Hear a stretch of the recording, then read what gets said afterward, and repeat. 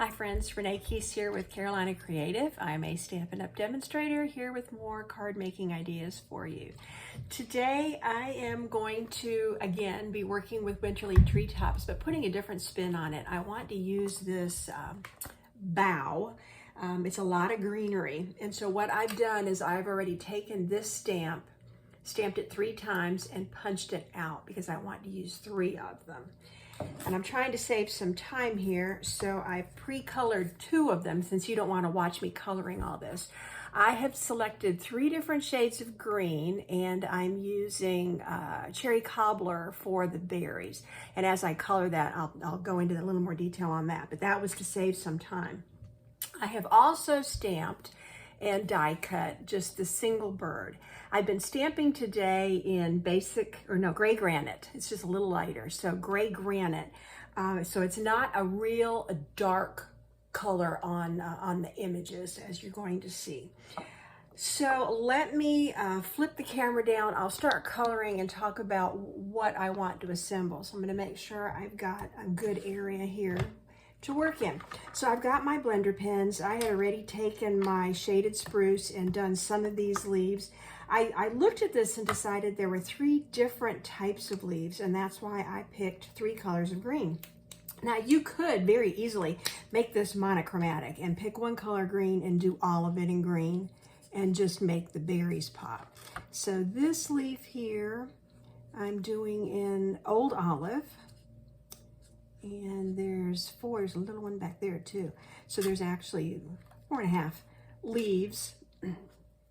And I'm just coloring this in, and in a minute, when it dries, you'll start to see that some of the shading does show through where there's veins here. And of course, I can always take my color lifter and make that just a little bit lighter. So that's that style of leaf. Now there's all these little spiky, thin little leaves here, and I'm using, it should be granny apple green, dark granny apple green. So it's a very different color. Like I said, I picked 3 different shades, and I'm using these blender pens. I'm just barely touching this on there. Swish, swish, swish. And if I don't get all of it, that's okay. A little of the white can show through. I don't want to go too heavy. I want it to have that really light feeling. This does have a stem right there. So let me spin this and get these here. And then that one, the stem doesn't show as much. Okay, so that should be, it does. No, it doesn't, right there. That's just white space. Now I'm going to take my dark cherry cobbler. I want to make sure that I'm using not the paintbrush end, but the pen end, and color in the berries. A couple of times I've done this and I've used blue to look like juniper berries. This I just felt like needed to be red. I really wanted the pop. So I'm going to color these in, and then where those little circles are on the end of the berries is where I'm going to touch my lifter to give it that 2-tone look. I've done this on a couple cards already, just to give it a little light there. And then I'm going to shade out just a little bit of these leaves, pick one side and kind of give it a little bit of a shadow. I've already touched a little bit of it on here to lighten that. Okay, so now I have 3 boughs. And if you put these together, watch this, you can make a circle and you can make a full wreath. I don't have this lined up straight yet, but on a card, you can see how you can easily make a really pretty wreath. So I have selected shaded spruce as my card base. I went looking for old papers, basically, just to see what I had to put behind this to give it a little bit of contrast, something that might not be too busy. I've actually considered putting the wood behind it. But right now, I think I'm leaning toward this check. And so I'm going to do the check, but I want to do some more stamping. I've also punched out, I'm using sentiments from the, where is it? Here, Greetings of the Season. And this is one of the dies that comes with that. So I'm using this as my background as well. And so I'm going to use the For You, and then I've made a sentiment that says, I put it all together here. Wishing you a Merry Christmas, and that will go on the inside. So I want to stamp the inside, and I want to stamp a sentiment on here because I'm going to start assembling. I think I'm going to go this way. And yep, that's going to fit. And put that on the green. So right in the middle here, oh, I also have my bird. I didn't color my bird. He got buried in my markers here. Let me quickly color my bird. He needs a little bit of color. So I want to match the berries, and I'm going to use cherry cobbler again.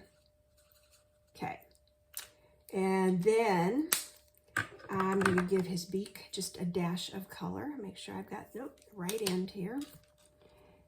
A little color on his beak. I'm going to do the branch. I like to use, if you have cinnamon cider, that's a retired color, copper clay, pecan pie. There's a number of things that'll give you this nice brown color for a branch like that. And then I'm going to give him a little color. I want him to be a little bit red, but not that dark, dark red. So here I am using real red. I'm going to put some red on his head.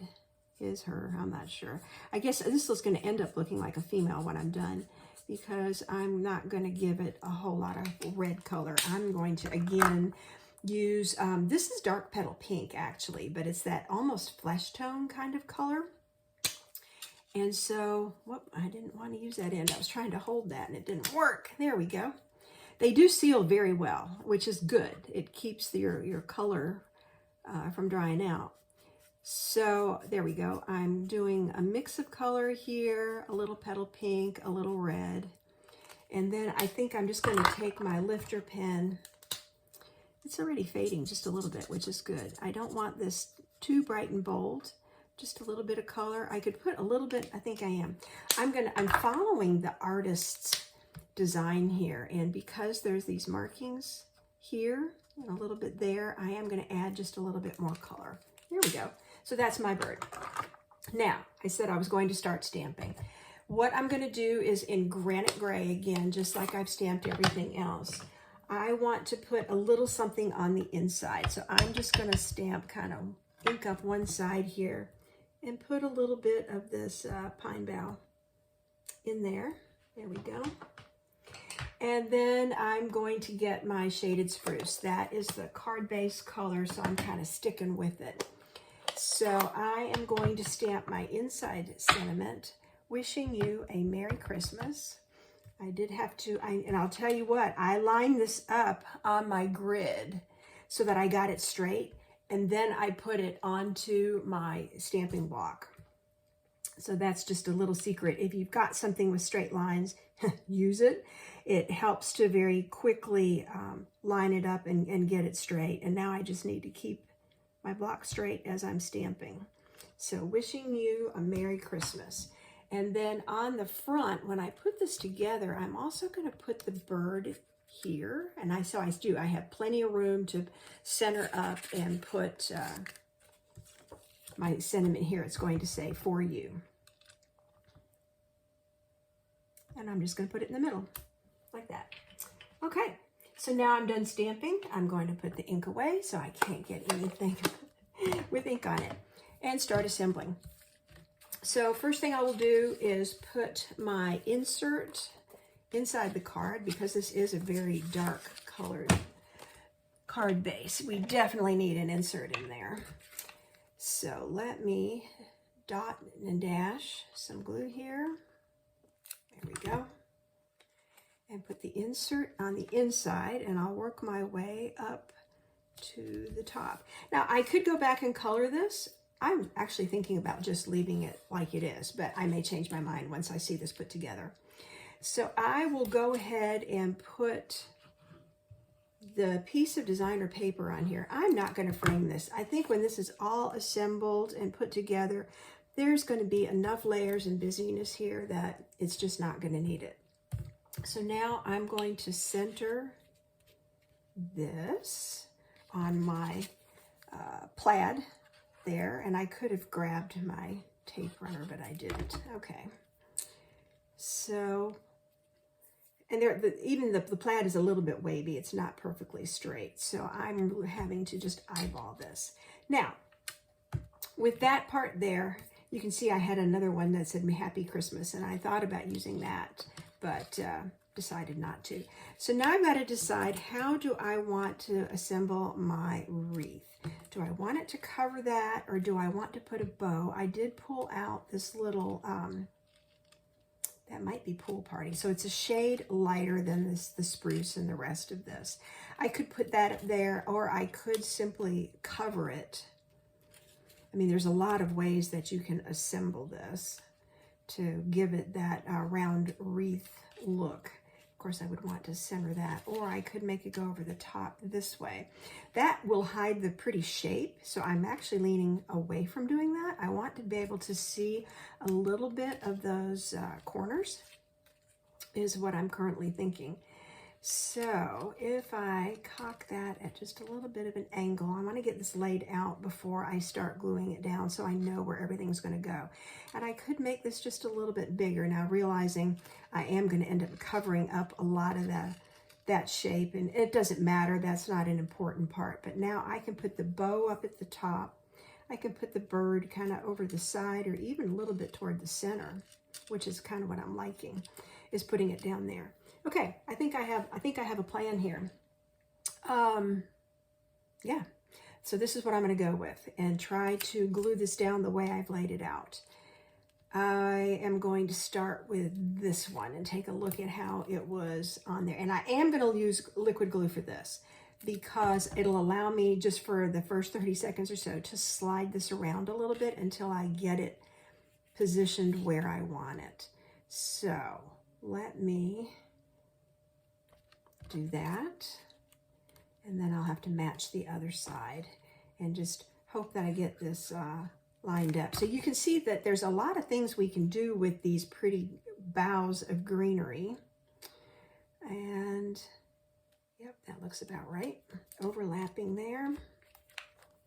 And now glue on here for the bottom piece.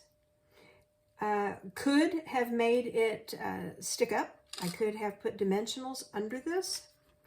I didn't. But that's always, of course, that's always an option. So I will put dimensionals under the bird.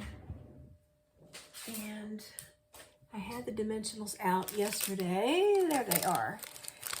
So let me make him pop up off the paper, and I've about used up this whole pack. So let's use all these strange parts and pieces, because they work just like the hexagons do.